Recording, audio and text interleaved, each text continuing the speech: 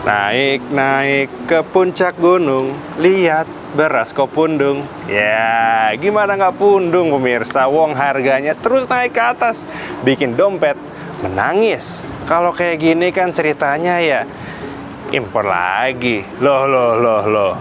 Nggak bahaya tak? Nah, teman, coba nih sekarang kita cek harga beras dulu versi Bapanas. Yang premium per kilonya itu ada di Rp14.230. Dan yang medium per kilonya ada di Rp12.570. Waduh, coba bayangkan buat makan sehari-hari aja itu hitungannya mahal banget pemirsa. Meskipun tidak dapat dipungkiri lagi banyak faktor nih yang mempengaruhi produksi beras dalam negeri. Salah satunya fenomena El Nino. Pemirsa, sekali lagi saya mau kasih lihat nih harga beras dari tahun ke tahunnya. Naik terus nggak tuh? Kan yang megang data beras ini ada banyak ya pemirsa ya. Kementerian Pertanian, ada BPS, ada Bappenas, ada Kemendak, ada Bulog, 5 institusi kredibel ini masa nggak bisa pegang kendali atas beras? Masalahnya naiknya nggak wajar pemirsa. Atau kalau keseringan naiknya nggak wajar, jadi biasa aja. Ya jangan gitu dong, ayolah Pak, jangan sampai nih stereotip bahwa beras adalah komoditas politik itu benar adanya. Rakyat tuh butuhnya yang konkret, mau datanya nggak seragam, tupoksi institusi ya beda-beda. Yang penting harganya stabil. Karena gaji maupun upah ya naiknya nggak liar-liar banget, alias selalu kelindas sama inflasi. Gimana caranya supaya kita memenuhi kebutuhan beras dalam negeri pemirsa? Ya impor salah satunya. Nih, data di samping saya dari bulog.co.id, impor beras ditugaskan itu sebanyak 2,3 juta ton. Tapi baru terrealisasi 1,6 juta ton pemirsa. Bisa dibayangkan, untuk memberi makan warga negara Indonesia kita butuh segitu banyak impor beras. Tapi, meskipun banyak faktor yang mempengaruhi faktor produksi beras, masa nggak belajar dari tahun ke tahun? Memangnya mau impor terus? Pertanyaannya nih pemirsa. Yang pertama, Kamboja jadi penyelamat lagi. 2, Indonesia nggak mampu produksi. HET naik lagi nih, dari 10.900 jadi 14.800. Daya beli lagi yang ditindas. Terakhir nih, nggak bahaya tak? Elgin Fridianto, Yulianto, Bisnis Talk.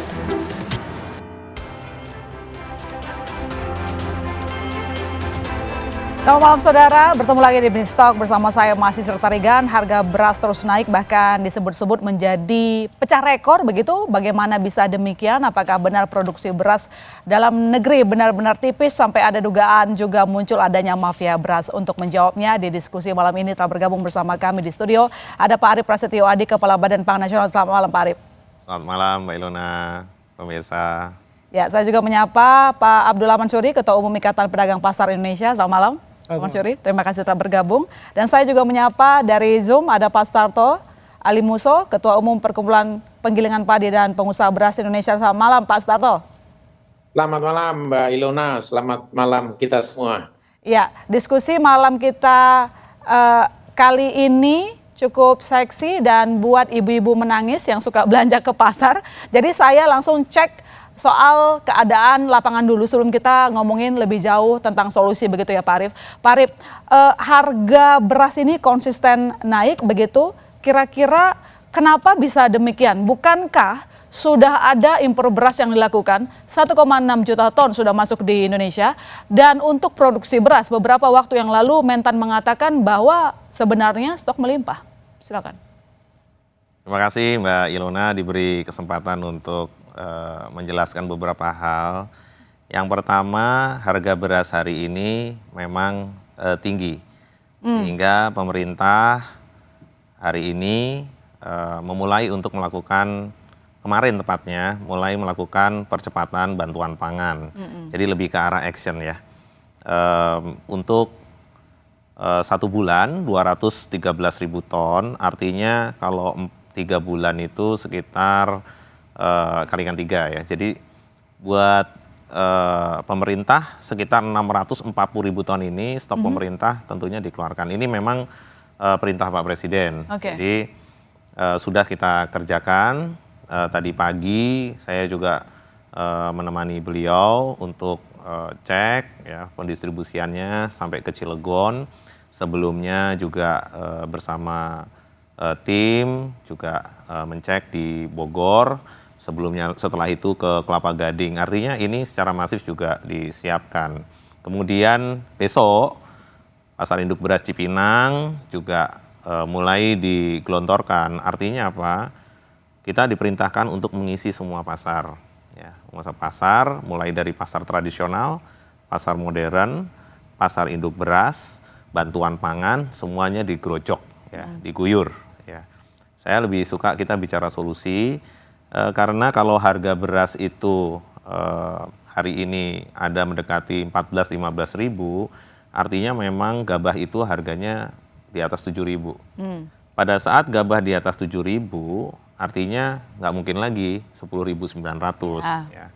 Sehingga teori supply and demand ini juga menjadi isu buat kita bersama-sama. Produksi itu banyak sekali faktornya, ya, mulai dari cuaca, air, fertilizer. Nanti mantan Dirjen Taman Pangan ada dalam forum ini juga bisa menjelaskan. Tetapi Badan Pangan Nasional bersama Bulog itu memang kita sudah membuat food reserve. Kalau kita ingat diskusi kita beberapa waktu lalu, disitulah pentingnya cadangan pangan pemerintah. Perlu diketahui, Bulog tahun lalu ya itu menyalurkan kurang lebih 990 ribu ton ya melepas. Tahun ini Bulog itu sudah melepas 1,4 juta ton. Ya.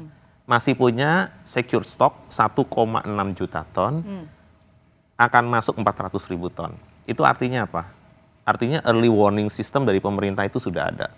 Dan Pak Presiden, kementerian lembaga terkait sudah melihat itu. Ya. Jadi kalau hari ini kita sudah mulai bantuan pangan, sudah mulai operasi pasar lagi, SPHP, artinya kita berharap nanti pasarnya Mas Mansuri ini bisa penuh. Oke, Pak Arief, pertanyaannya demikian. Kenapa baru sekarang operasi pasar itu mulai giat dilakukan? Ketika orang sudah cukup lama teriak kok harga beras tinggi sekali naiknya. Kan namanya cadangan ya untuk menstabilkan harga. Kenapa cukup lama baru turun ke lapangan, Pak Arief? Kan 3-4 bulan lalu kita juga kirimkan bantuan pangan juga. Ya. Coba dilihat itu inflasi kita untuk volatile food. Ya, itu 2 bulan lalu itu malah deflasi. Coba dicek datanya. Jadi volatile food ya itu di bawah. Inflasi nasional hari ini juga 3,26%. Tapi kalau saya bicara seperti ini, seolah-olah kok kita nggak perhatian sama harga beras. Harga beras itu inflasinya 7,9%. Coba dicek. Ya, angka itu sudah mendekati 8%. Ya, sehingga khusus beras ini Pak Presiden tentunya sangat concern. Ya. Langsung dilakukan action beberapa hal, ini semua dikerjakan secara serentak se-Indonesia. Jadi 2-3 hari ini mungkin lusa berikutnya lagi kita akan pastikan ini terdistribusi dengan cepat.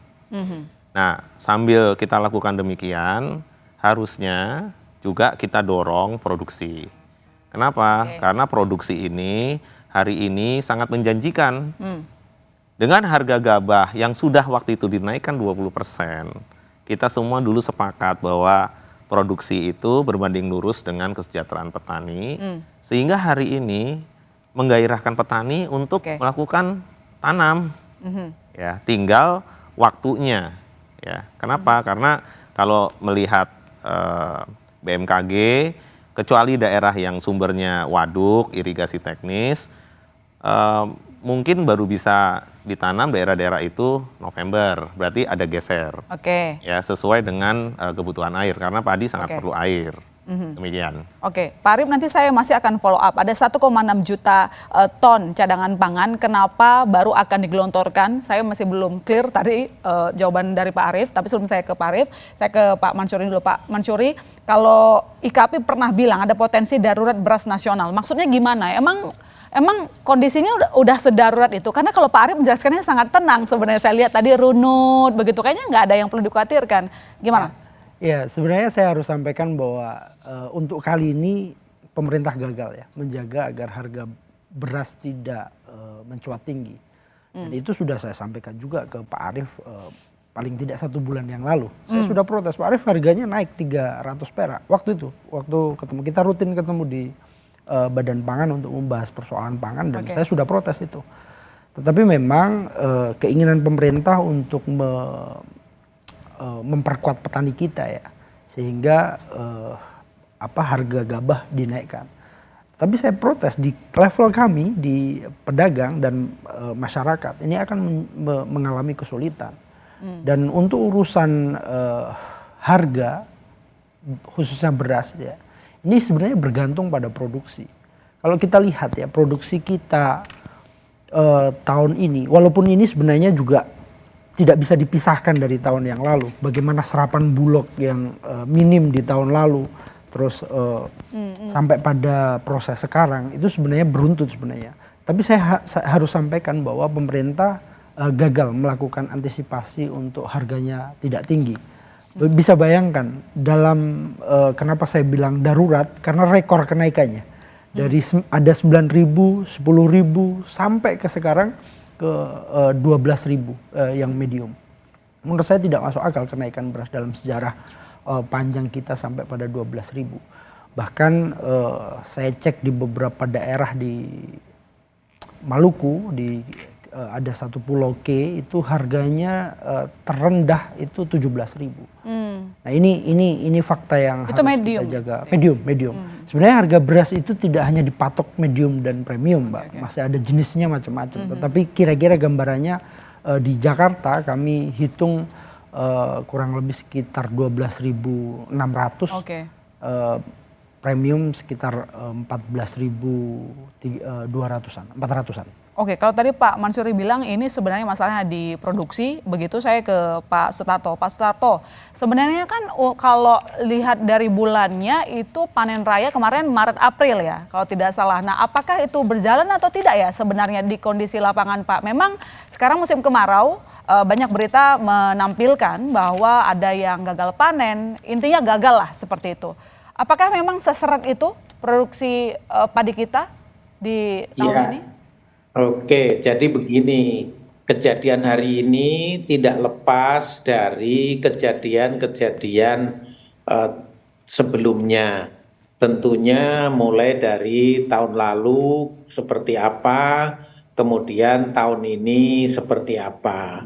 Nah, sebenarnya sampai dengan bulan Juli itu posisi kita itu adalah posisi La Nina dan menuju normal.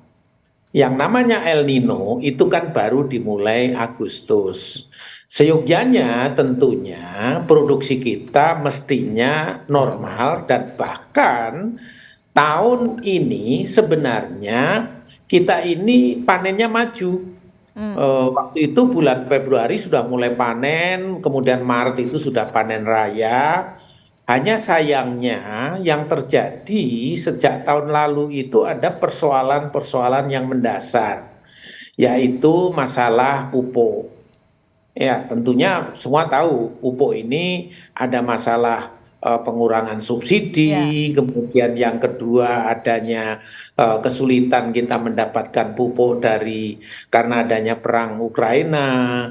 Nah, kemudian di samping itu juga masalah beredarnya, ini laporan dari lapangan ya tentunya, beredarnya benih-benih yang tidak kurang bermutu seperti itu, sehingga memang panen yang pertama itu cukup bagus. Yang tadi itu sampai dengan bulan Maret April itu cukup bagus. Namun demikian panen yang kedua ini seyogyanya harusnya juga bagus. Karena curah hujannya juga masih cukup, belum masuk El Nino kan mestinya. Namun demikian karena tadi itu faktor masalah pupuk, masalah benih yang menyebabkan menurut laporan teman-teman saya penggilingan padi, produksi di lapangan ini memang ada kecenderungan produktivitasnya turun. Yang kedua juga dilaporkan kaitannya dengan rendemen yang tidak tercapai seperti harapan.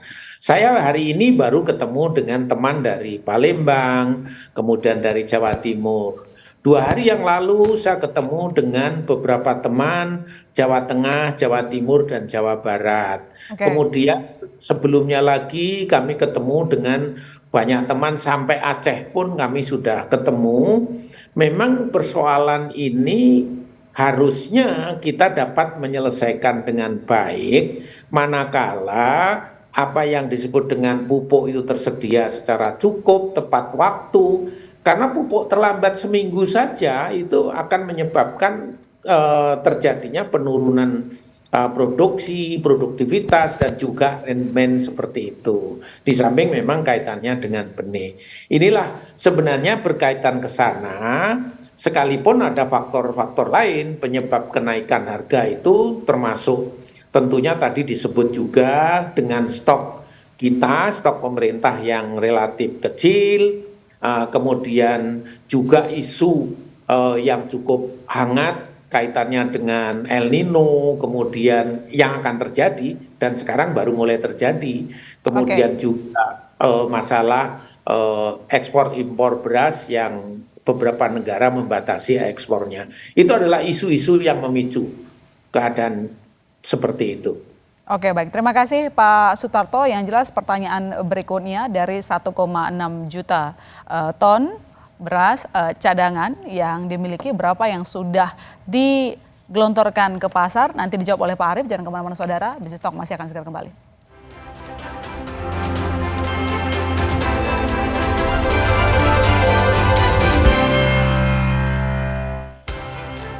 Kita lanjutkan diskusi kita, Pak Arief. Pertanyaannya adalah sudah punya cadangan 1,6 juta ton, sebenarnya berapa yang sudah disalurkan ke pasar? Dan apakah cadangan tersebut bisa efektif untuk menstabilkan harga beras di market? Pengadaan kita ada 2, ada dalam negeri dan luar negeri. Dalam negeri 818 ribu ton, ya.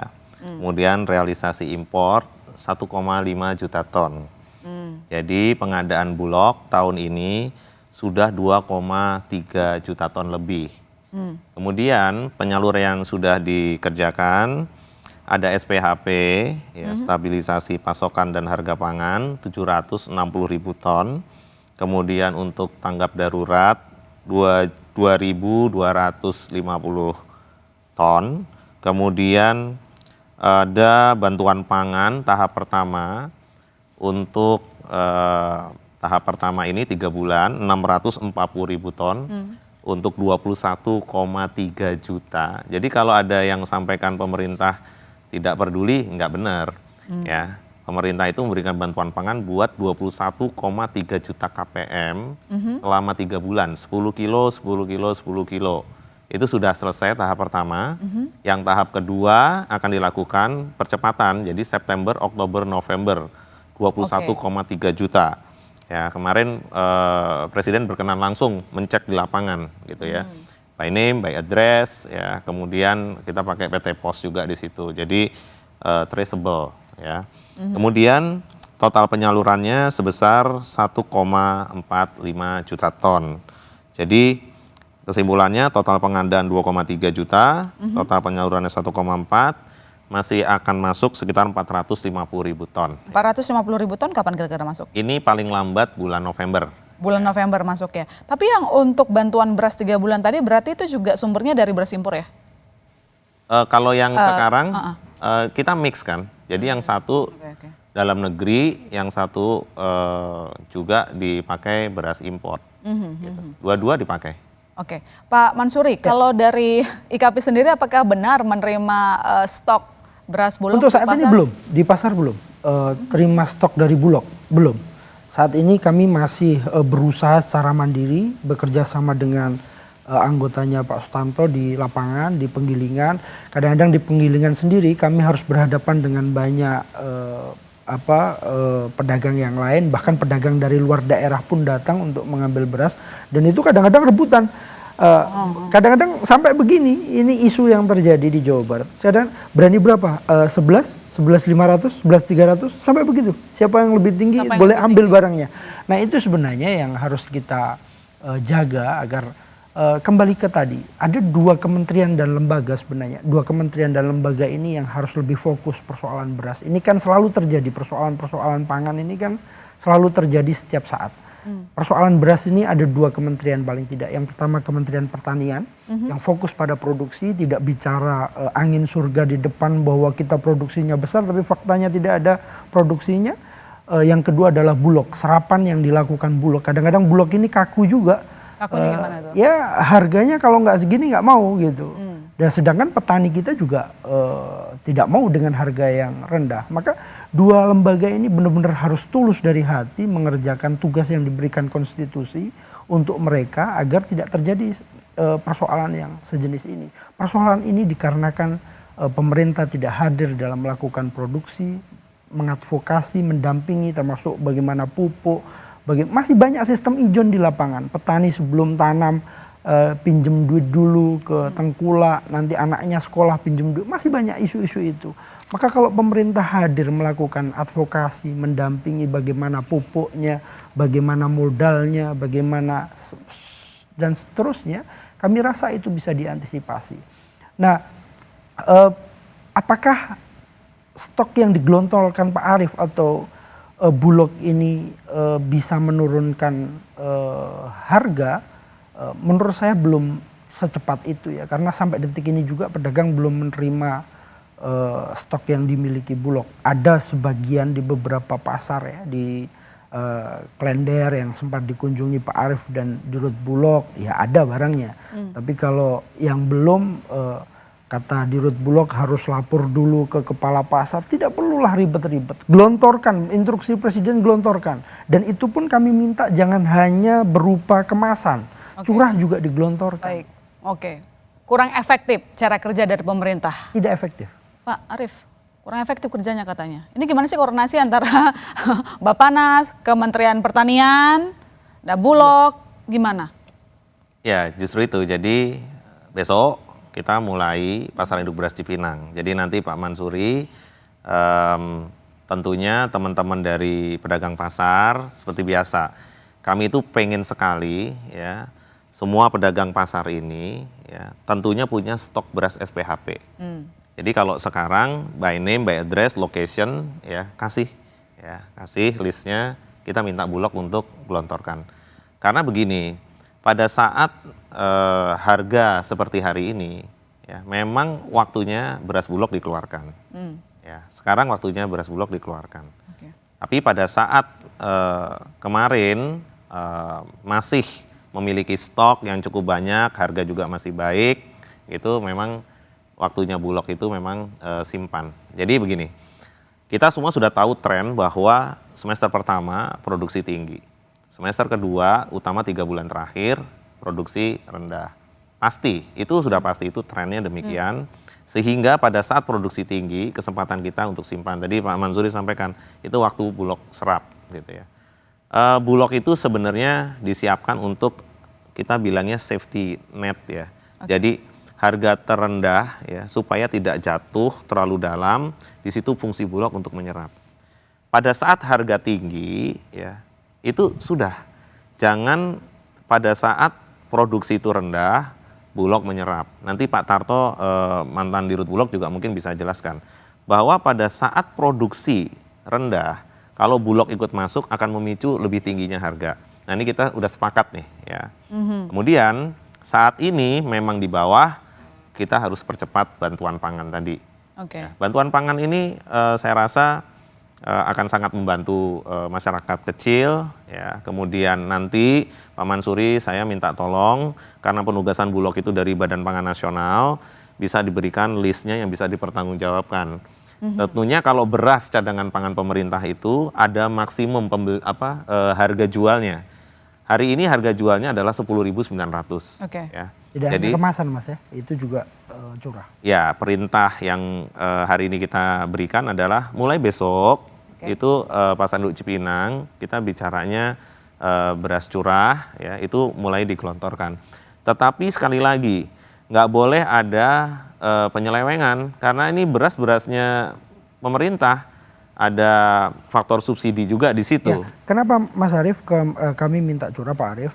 Karena memang masyarakat kita saat ini dengan harga yang cukup tinggi, mereka itu membatasi pembeliannya. Yang biasanya 2 kilo dia beli, sekarang cuma setengah kilo, cuma 1 kilo. Justru itu yang 21,3 juta itu pemerintah masuk ke situ. Jadi masyarakat itu kan terbagi nih. Ya. Yang 21,3 juta itu diganjel pakai bantuan pangan. Sehingga mereka tidak perlu ngecer apalagi sekilo, 2 kilo. Enggak, ini dikasihnya 10 kilo 3 bulan. Dan itu cukup. Ya, kenapa saya harus sampaikan begitu? Karena negara itu menyiapkan itu 640.000 ton. Ya, dan itu datanya dari Kementerian Sosial. Kemudian masih ada lagi program pangan yang lain, telur dan ayam untuk 1,4 juta KRS ya, keluarga resiko stunting. Jadi ini semua dikerjakan. Jadi saya ulangi, bantuan pangan 640.000 ton dikerjakan. Yang dihilir pasar modern dan pasar tradisional kita pastikan diguyur. Pasar induk beras Cipinang sebagai salah satu barometer beras nasional itu juga kita akan berikan. Perintahnya adalah berapapun yang diperlukan kita gelontorkan. Tetapi harganya harus ikut 10.900 sampai dengan end customer. Ya, jadi kita sama-sama sekarang harus jaga. Beras ini beras yang memang dimiliki pemerintah untuk melakukan intervensi, gitu Mbak Ilona. Kalau tujuannya adalah untuk mengintervensi, artinya pengawasan juga harus jelas begitu, karena ini soal data Kemensos banyak sekali yang harusnya kerjasama. Saya tahu bukan hanya Bappenas di situ, ada Kemensos tentu saja yang punya data, Kementan juga begitu supaya harmonisasi data. Karena kalau kita ingat beberapa waktu yang lalu diskusi kita yang lalu begitu ya, itu juga pernah kita memperdebatkan angka data yang tampaknya agak berbeda. Nanti saya mau tanya lagi sama Pak Arief, kok bisa begitu sih satu rumah tapi kok beda-beda pendapatnya hari angkanya? Ini semua sama, jadi sama. dari BPS, tapi kemudian benar. Enggak, kalau produksi enggak, agak berbeda. Produksinya loh agak maksudnya. berbeda. Jadi Antara produksi Kementan BPS sangat berbeda dengan fakta yang sekarang. Tapi akhirnya diakui. Jadi hari ini kita semua sepakat menggunakan data dari BPS. Karena di situ ada kerangka sampel area, amatan Juli, Agustus itu tentunya bergeser. Kita yang paling penting hari ini harus menyiapkan cadangan pangan pemerintah dengan baik. Dan sekarang kan Bulog tadi udah melakukan pengadaan 2,4 juta, kemudian sudah melakukan penyaluran 1,4 juta. Saya rasa ini hal yang sudah baik ya. Sehingga ke depan kalau memang mau ditingkatkan jadi 3 juta ton, kenapa enggak? Baik. Yang penting udah sepakat sekarang katanya, tapi yang dulu-dulu nggak bisa kita hapuskan memorinya Pak gitu. Saya ke Pak Sutarto. Pak Sutarto, BPS itu memperkirakan di Agustus nanti produksi beras turun 4,01%. Dan beberapa berita yang kami baca juga mengatakan ini banyak sekali tempat penggilingan yang akhirnya terpaksa istirahat karena sulit dapat gabah begitu. Apakah demikian di lapangan? Berapa banyak penggilingan yang artinya harus rehat karena memang saking mahalnya gabah atau mungkin sulitnya dapat gabah gitu ya? Silakan. Ya, situasi di lapangan memang kita semua tahu bahwa sejak bulan Agustus itu terjadi suplai gabah itu memang kurang bila dibanding dengan kebutuhan untuk bulan itu. Dan itu akan terjadi Agustus, September, Oktober, November, Desember, Januari, biasa sampai Februari. Bahkan ini nanti karena El Nino itu juga perkiraan kami itu bisa sampai dengan bulan Maret. Jadi napas kita ini harus tetap panjang. Nah, untuk itu situasi di lapangan memang situasi sekarang itu suplainya memang berkurang. Saya mencoba ngecek tadi beberapa, bukan hanya tadi, tapi beberapa waktu ini, ternyata stok mereka itu sangat kurang sekarang ini. Dapat dikatakan sekitar 30% dari normalnya. Jadi ini yang terjadi, dan bahkan ada penggilingan padi yang sudah mulai dia tidak beroperasi karena kesulitan untuk tadi itu bisa menghasilkan harga beras sesuai dengan HET dengan harga gabah yang terlalu tinggi. Nah, ini yang menjadi masalah di lapangan. Oke. Maka dari itu kami menghimbau kepada pemerintah ketepatan waktu dalam mengantisipasi ini sangat penting. Oke. Ketepatan waktu ini. Sehingga kami 2 bulan yang lalu pun sudah menyampaikan kepada beberapa pihak, ini harusnya segera, jangan nunggu Oktober lah yang namanya bantuan sosial. Karena pengalaman saya, bantuan sosial ini akan berpengaruh terhadap perkembangan harga. Oke. Nah, di samping itu operasi pasar ini juga jumlahnya harus tepat, jumlahnya tepat, sasarannya juga tepat, sehingga betul-betul menahan harga. Soalnya apa? Kalau harga sudah naik seperti sekarang ini untuk diturunkannya itu tidak mudah. Ya. Jadi nanti jangan berpikir bahwa setelah dikeluarkan, apalagi ini kan belum dikeluarkan secara masif ya, ini juga dibaca terus oleh pelaku-pelaku yang ada di bawah. Pelaku di bawah ini kan banyak. Ada pengepul, ada maklar-maklar dan sebagainya. Ini mereka saling pada situasi suplai kurang, mereka akan melihat apa yang dilakukan oleh pemerintah. Kalau pemerintah tidak melakukan, baru mengatakan ini akan, saya kira itu pasti akan di-challenge oleh berbagai pihak yang ada di lapangan. Alhamdulillah Presiden sudah perintah dan saya yakin Pak Arief pun sudah tahu akan segera lakukan dengan cepat tadi. Iya, pemerintah diminta kerjanya cepat. Jangan akan begitu. Yang jelas kita nanti mau tanyakan juga, selain memang untuk menstabilkan harga beras dengan ya mau nggak mau ya solusinya salah satunya adalah impor beras. Tetapi satu yang paling penting adalah meningkatkan produksi. Apa caranya? Nanti kami bahas di Business Talk.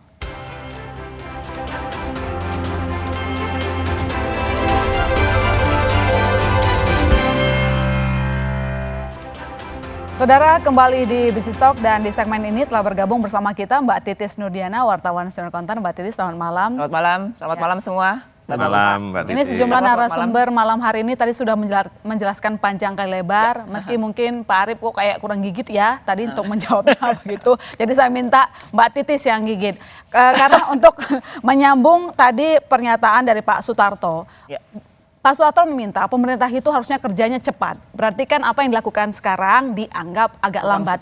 Pun kita lihat ketahanan pangan global itu sebenarnya sudah diprediksi terancam sejak Rusia menghentikan perjanjian ya dalam mengimpor saat itu. Dan juga cuaca El Nino menghambat produksi beras. Dan harga beras itu juga melonjak di sejumlah negara, nggak cuma Indonesia. Dan salah satunya negara asal impor beras kita, Vietnam. Nah, bagaimana redaksional melihatnya? Karena kan sebenarnya produksi ingin ditingkatkan, tapi satu sisi faktanya kita masih bergantung terhadap beras impor. Apa yang harus dilakukan dulu? Apa yang harus dibenahi? Sebetulnya kalau kita ngomong beras seperti tadi Tatan, bahwa saya sebetulnya sudah melihat bahwa ketika kita melihat data beras dalam negeri, harganya memang mencapai rekor dalam sejarah. Sejak year to date atau sejak awal tahun sudah naik 15%. 15% medium dan premium rata-rata segitulah, sekitar segitu. Ini artinya apa? Artinya memang ada persoalan. Bapanas sudah melakukan impor, Bulog juga sudah kemudian intervensi pasar dan pemerintah menggelontorkan bantuan sosial. Bantuan sosial yang totalnya tadi penjelasan Pak Arief kan di atas 2 juta ya Pak ya. Di atas 2 juta. Nah, masalahnya nyatanya ketika sudah dilakukan intervensi pasar dan kemudian sudah impor dalam jumlah yang sangat besar, nyatanya harga belum juga turun. Ini sebelum di global ya. Di global memang terjadi persoalan bahwa di Vietnam harganya juga naik, di India juga naik, harga dunia naik. Padahal 2 negara yang kita sebutkan tadi bahwa India dan Vietnam adalah produsen beras, tempat kita juga mengimpor, itu juga kita mengimpor. Dan India, keputusan terakhir bahwa pemerintahan Modi mengatakan bahwa hanya akan mengekspor ke negara tertentu. Negara tertentu seperti Singapura, Myanmar dan lain sebagainya yang memang punya perjanjian. Artinya ini ada kemungkinan impor kita akan juga terganggu. Yeah. Kemudian Presiden kemarin juga sudah menyatakan bahwa akan mencari negara-negara termasuk Cina, Bangladesh ya Pak ya, akan mencari impor tambahan. Ini yang menjadi pertanyaan. Sebetulnya cadangan beras kita itu berapa, kemudian produksi berapa. Tadi sudah dijelaskan Pak Arief bahwa cadangan kita itu more than cukup lah, intinya kayak gitu. Tapi masalahnya ada dalam negeri produksi yang terganggu. Awal kita masih ingat diskusi terakhir ketika dengan Pak Kementan di sini bahwa katanya panen itu bagus, beras luber. Masalahnya kalau memang luber, kemana barang itu? Itu satu persoalan. Artinya kalau penggilingan banyak yang tutup, pasokan nggak ada. Ini pada sembunyi kemana beras? Di pasar tadi dibilang bahwa sebetulnya mereka belum merasakan ada intervensi. Baru besok akan dilakukan baik itu beras curah maupun beras dalam bentuk kemasan. Artinya intervensi yang dilakukan Bulog saat ini belum mampu menurunkan harga pasar. Betul pemerintah concern bahwa harga beras maupun harga gabah dinaikkan agar petani juga bisa mencicipi harga beras yang bagus. Tapi masalahnya kalau memang itu iya, kenapa harganya itu menyelambung tinggi? Lantas intervensinya itu di mana? Pemerintah kehadirannya di mana? Apakah memang salah produksinya tidak mencapai sasaran karena pupuk kita tahu bahwa kemarin sempat dijatah, kemudian impor juga susah. Tapi dibilangnya kalau lihat neraca produksi beras itu kan sebetulnya di awal tahun itu mencapai 65% sampai 70% produksi kita. Nah, kalau itu memang terjadi, mestinya sisa tahun ini menjadi aman. Masalahnya itu tidak aman. Artinya benar-benar gagal kita itu dalam produksi dalam negeri. Jangan-jangan dengan kita terus membiarkan produksi kita itu yang tidak bagus, yang tidak benar proper, artinya kita akan ketergantungan terhadap impor. Itu kan bahaya.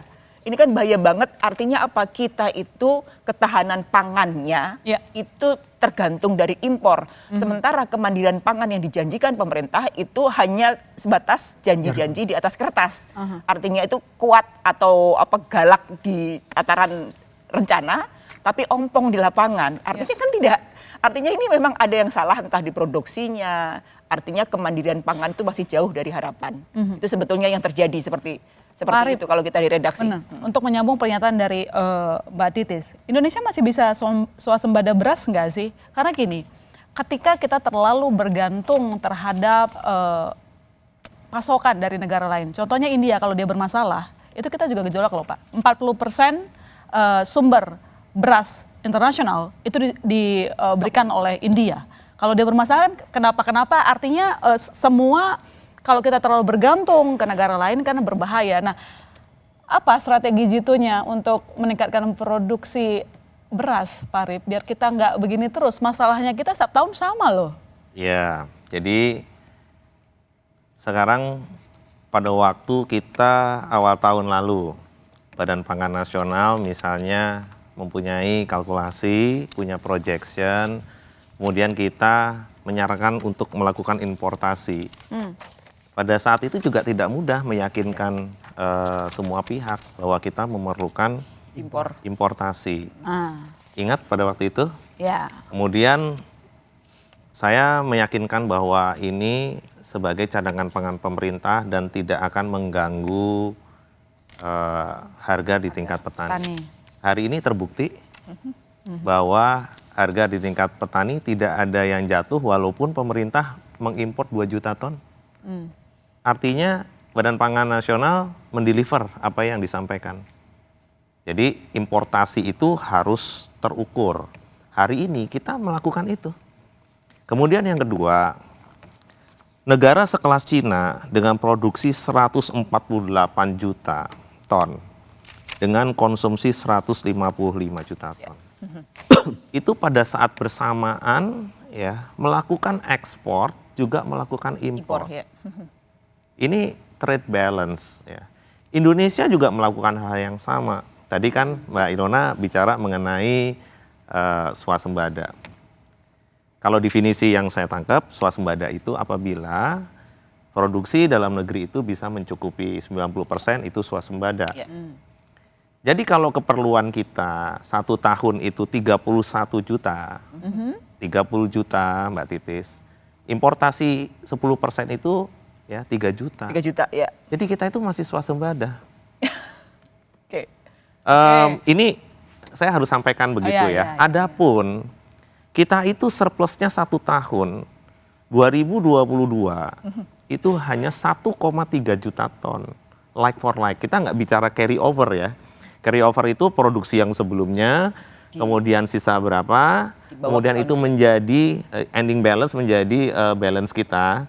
Yang pertama di neraca pangan, di neraca komoditas. Nah, Badan Pangan itu tugasnya menghitung. Ya, sehingga pada waktu 31 Desember 2022 lalu ya, Badan Pangan meminta independen untuk melakukan survei. Di survei itu kita surplusnya 4 juta ton, ya. Kemudian 51% itu ada di petani. Oke. Nah, ini fenomena baru juga, Mbak Titis. Kenapa demikian? Nanti Pak Tarto mungkin juga bisa jelaskan. Para petani kita hari ini suka juga mensecure gabah. Karena anggapannya bahwa kalau gabah ini disimpan, mereka giling sendiri dengan ongkos giling yang rendah, ya. Itu artinya bisa mencukupi kebutuhannya sendiri. Nah, kembali ke produksi, pada saat kita supply kita, ya, produksi versus konsumsi itu 1,3 juta 1 tahun, kelebihan kita itu berarti hanya setengah bulan stok. Karena kebutuhan kita 1 bulan adalah 2,5 juta ton.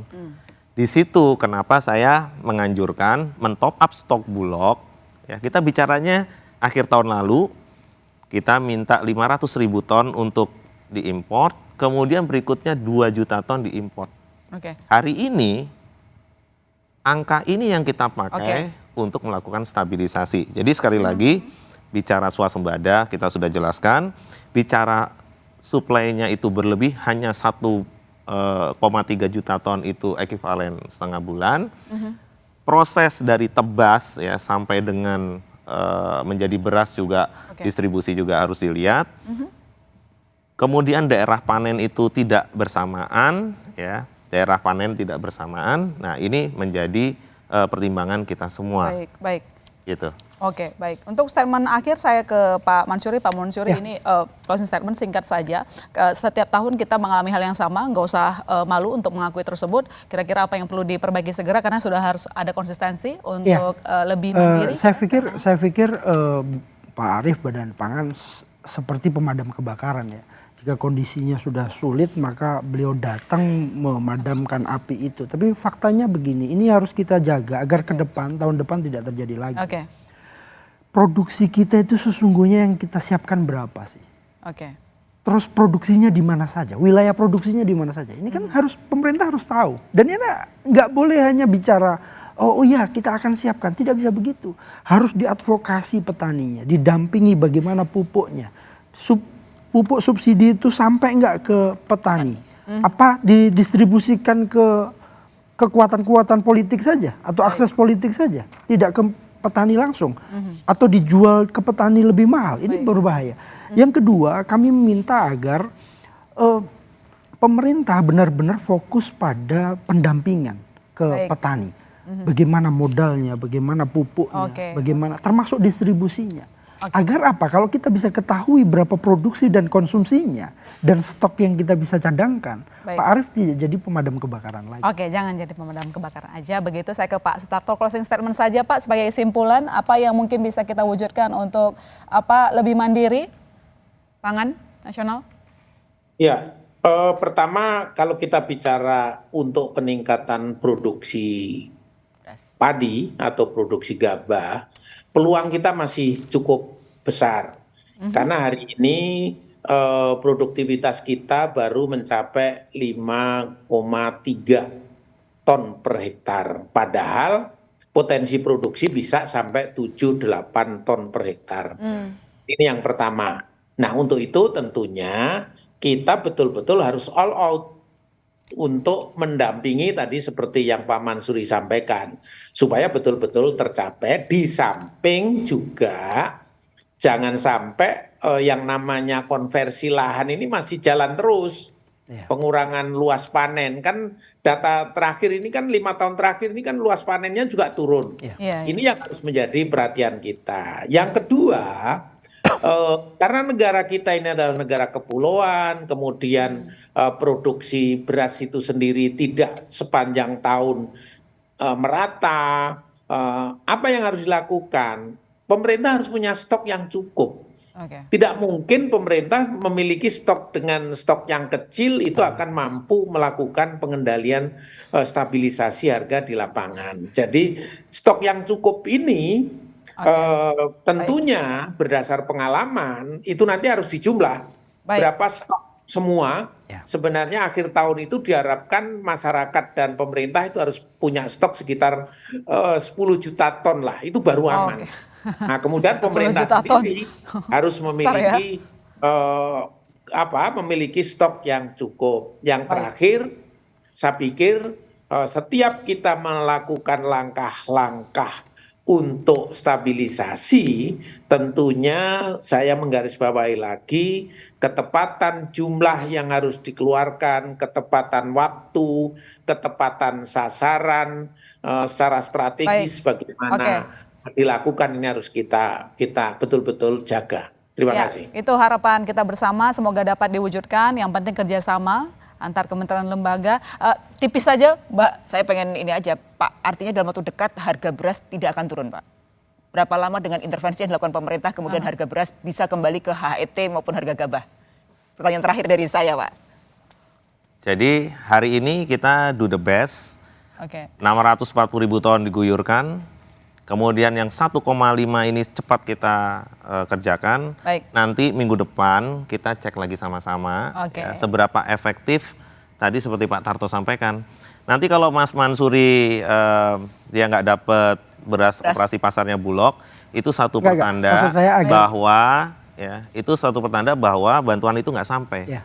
Jadi begini, Baik. ya hari ini saya mengajak seluruh pihak ya untuk bersinergi hand in hand supaya membantu pemerintah beras yang dikeluarkan Bulog ini tepat sasaran, tepat waktu, tepat jumlah. Kami punya Satgas Pangan juga, kita minta untuk downline yang ada di pasar dan jualnya harus 10.900. Jadi timnya Pak Mansuri nggak boleh jual di atas 10.900. Saya garansi kalau barang itu ada di pasar, saya pastikan bisa turun. Baik. Ini narasumber saya semuanya semangat untuk menjelaskan perkara harga pangan karena memang ini terkait dengan urusan dapur begitu. Nanti kita lanjutkan lagi dan minggu depan kami follow up hasilnya, Pak. Jangan terganggu kalau nanti kami chat gitu, kami telepon gitu hasilnya bagaimana. Terima kasih. Saya ucapkan terima kasih ke Pak Arief Prasetyo Adi, Kepala Badan Pangan Nasional telah bergabung bersama kami. Selamat kembali bertugas, menurunkan harga pangan sampai stabil begitu ya. Dan saya juga ucapkan terima kasih ke Pak Abdullah Mansuri, Ketua Umum Ikatan Pedagang Pasar Indonesia. Terima kasih Pak Mansuri. Dan Pak Sutarto Alimuso, Ketua Umum Perkumpulan Penggilingan Padi dan Pengusaha Beras Indonesia. Terima kasih Pak, kapan-kapan main ke studio ya. Dan Mbak Titis Nurdiana, wartawan Senior Kontan. Saudara jangan kemana-mana, Bisnis Talk masih akan segera kembali.